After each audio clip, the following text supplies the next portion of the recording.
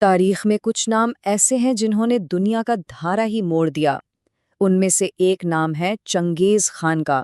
سوچئے ذرا، ایک شخص جس نے گھوڑے کی پیٹھ پر بیٹھ کر اتنی بڑی سلطنت قائم کی جتنی رومی سلطنت اپنے پورے عروج میں بھی نہیں بنا سکی تھی۔ لیکن یہ صرف تلوار اور فتوحات کی کہانی نہیں ہے، یہ ایک ایسی زبردست حکمت عملی کی داستان ہے جس نے سب کچھ بدل کر رکھ دیا۔ تو سوال یہ اٹھتا ہے کہ آخر یہ سب ہوا کیسے؟ منگولیا کے ویران میدانوں سے اٹھنے والا ایک شخص کیسے دنیا کا نقشہ بدلنے والی اتنی بڑی طاقت بن گیا؟ اس کی کامیابی کے پیچھے جو اسٹریٹجی تھی، آج ہم اسے سمجھنے کی کوشش کریں گے۔ اچھا، چنگیز خان کا نام سنتے ہی اکثر لوگوں کے ذہن میں ایک ہی تصویر آتی ہے، ایک بے رحم، ظالم حملہ آور، اور اس میں کوئی شک نہیں کہ اس کی جنگوں میں بہت تباہی ہوئی۔ لیکن کیا کہانی صرف اتنی سی ہے؟ یا اس بربریت کے پیچھے ایک ایسا شاطر فوجی ذہن تھا جس کے بنائے ہوئے اصول آج بھی دنیا بھر کی ملٹری اکیڈمیز میں پڑھائے جاتے ہیں؟ اس کی کہانی شروع ہوتی ہے تیموجن کے نام سے۔ اس کا بچپن کسی ڈراونے خواب سے کم نہیں تھا۔ صرف 9 سال کی عمر میں باپ کو زہر دے دیا گیا، اپنے ہی قبیلے نے دھتکار دیا، اور پھر غلامی اور تنہائی کی ٹھوکریں۔ انہی حالات نے اسے ایک بات سکھا دی کہ یہ پرانا قبائلی نظام اور خونی رشتے قابل بھروسہ نہیں ہے۔ اگر زندہ رہنا ہے تو کچھ نیا، کچھ بہتر بنانا ہوگا۔ اور یہیں سے اس کی پہلی اور شاید سب سے بڑی فوجی جدت نے جنم لیا۔ دیکھیں، اس وقت سب سے بڑا مسئلہ تھا قبائلی وفاداری۔ فوجیں قبیلوں اور خاندانوں کی بنیاد پر بنتی تھیں، مطلب آپ کا سپاہی آپ سے زیادہ اپنے قبیلے کے سردار کا وفادار ہے۔ جنگ کے بیچ میں کون ساتھ چھوڑ دے کچھ پتہ نہیں تھا۔ تو تیموجن نے کیا کیا؟ اس نے صدیوں پرانے اس پورے سسٹم کو ہی جڑ سے اکھاڑ پھینکا۔ اس نے اعلان کیا کہ اب سے وفاداری کا معیار خون کا رشتہ نہیں بلکہ قابلیت اور ذاتی وفاداری ہوگی۔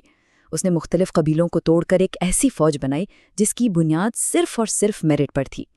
یہ صرف ایک فوجی اصلاح نہیں تھی، یہ ایک سماجی انقلاب تھا۔ اور اس نئے نظام کی بنیاد تھی ایک بہت ہی سادہ لیکن انقلابی آئیڈیا، جسے اعشاری نظام یا ڈیسیمل سسٹم کہتے ہیں۔ اس نے پوری فوج کو 10، 100، 1000 اور 10,000 کے یونٹس میں تقسیم کر دیا، اور ہر یونٹ کا لیڈر کون بنے گا؟ وہ جس میں قابلیت ہوگی، نہ کہ وہ جس کا باپ کوئی سردار تھا۔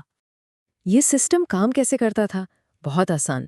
10 سپاہیوں کا دستہ اربان، 100 کا زون، 1000 کا منگان اور 10,000 کا تومن۔ لیکن اس کی خوبصورتی یہ تھی کہ یہ سب ایک دوسرے سے جڑے تھے۔ ایک سپاہی کی غلطی پورے 10 کے دستے کی اجتماعی ذمہ داری سمجھی جاتی تھی۔ اس سے جو ڈسپلن پیدا ہوا وہ ناقابل یقین تھا۔ تو اس سب کا فائدہ کیا ہوا؟ ایک ایسی فوج تیار ہوئی جو میدان جنگ میں ایک جسم کی طرح حرکت کرتی تھی۔ کمانڈرز کے درمیان رابطہ بجلی کی طرح تیز تھا، اور فوج کو کسی بھی وقت کسی بھی مشن کے لیے بڑا یا چھوٹا کیا جا سکتا تھا۔ یعنی اس کی آرگنائزیشن ہی اس کا سب سے بڑا ہتھیار بن گئی۔ اچھا، ایک بہترین فوج تو بن گئی، لیکن چنگیز خان کی ذہانت یہیں تک نہیں رکی۔ اس کا دوسرا بڑا ہتھیار، جو شاید پہلے سے بھی زیادہ خطرناک تھا، وہ تھا نفسیاتی جنگ۔ وہ جانتا تھا کہ اصل جنگ میدان میں نہیں بلکہ دشمن کے ذہن میں جیتی جاتی ہے۔ اس نے اپنی فوج کی بربریت کی کہانیاں خود پھیلائیں۔ اس کی اسٹریٹجی یہ تھی کہ اس کی فوج کے پہنچنے سے پہلے اس کا خوف پہنچ جائے۔ یہ کوئی پاگل پن یا حادثاتی تباہی نہیں تھی، یہ ایک سوچی سمجھی کیلکولیٹڈ حکمت عملی تھی، تاکہ دشمن جنگ سے پہلے ہی آدھی جنگ ہار جائے۔ اور اس کا پیغام ہر شہر کے لیے بالکل صاف اور سیدھا ہوتا تھا: جھک جاؤ تو بچ جاؤ گے، لڑو گے تو مٹ جاؤ گے۔ اس نے دشمن کو صرف 2 آپشنز دیے، اور دونوں کی ایسی مثالیں قائم کی کہ کسی کے ذہن میں کوئی شک نہ رہے۔ اور اس کا نتیجہ حیران کن۔ کئی بڑی بڑی سلطنتیں اور شہر بغیر ایک تیر چلائے ہتھیار ڈال دیتے تھے۔ اس سے منگولوں کی جانیں بھی بچتیں، ان کے وسائل بھی بچتے۔ خوف نے وہ کام کر دکھایا جو شاید لاکھوں تلواریں بھی نہ کر پاتی۔ تو یہ تھی اس کی فوج، اور یہ تھا اس کا خوف کا ہتھیار۔ لیکن ان سب کے بعد تاریخ میں چنگیز خان کی کیا جگہ ہے، اس کی میراث کیسی ہے؟ یہ کہانی بھی بہت پیچیدہ ہے۔ ذرا اس کی زندگی کی رفتار تو دیکھیں۔ 1162 میں پیدا ہونے والا ایک بے سہارا لڑکا تیموجن 1206 تک تمام منگول قبائل کو اکٹھا کر کے چنگیز خان یعنی کائناتی حکمران بن چکا تھا۔ 1219 میں خوارزمی سلطنت پر حملے کے بعد تو جیسے دنیا نے دیکھا کہ ایک طوفان آ گیا ہے، اور 1227 میں اپنی موت تک وہ ناقابل شکست رہا۔ آج بھی اس کی میراث پر دنیا دو حصوں میں بٹی ہوئی ہے۔ ایک طرف منگولیا ہے، جہاں وہ ایک بانی ہے، ایک قومی ہیرو جس نے بکھرے ہوئے قبیلوں کو ایک قوم بنایا۔ دوسری طرف وہ علاقے ہیں جنہیں اس نے فتح کیا، جیسے ایران اور روس، جہاں اس کا نام آج بھی تباہی اور بربادی کی علامت ہے۔ لیکن اگر ہم تاریخ کے ان خون آلود اوراق سے ہٹ کر صرف اور صرف اسٹریٹجی کی نظر سے دیکھیں تو چنگیز خان کی پلے بک میں آج کے لیڈرز اور فوجی منصوبہ سازوں کے لیے بھی بہت کچھ سیکھنے کو ہے۔ اس کے اصول آج بھی اتنے ہی اہم ہیں جتنے 800 سال پہلے تھے۔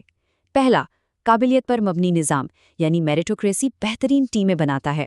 دوسرا، ایک اچھی تنظیم خود ایک ہتھیار ہوتی ہے۔ تیسرا، دشمن کے حوصلے کو توڑنا اتنا ہی ضروری ہے جتنا اس کی فوج کو ہرانا۔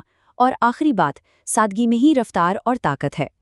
اور آخر میں ایک سوال، کیا ایک عظیم فوجی حکمت عملی کا پیمانہ صرف کامیابی ہے؟ کیا اس کامیابی کے لیے جو انسانی قیمت ادا کی گئی اس کو نظر انداز کر دینا چاہیے؟ یہ ایک ایسا سوال ہے جس کا جواب تاریخ نہیں دیتی، بلکہ ہم سب کو اپنے اندر تلاش کرنا ہوتا ہے۔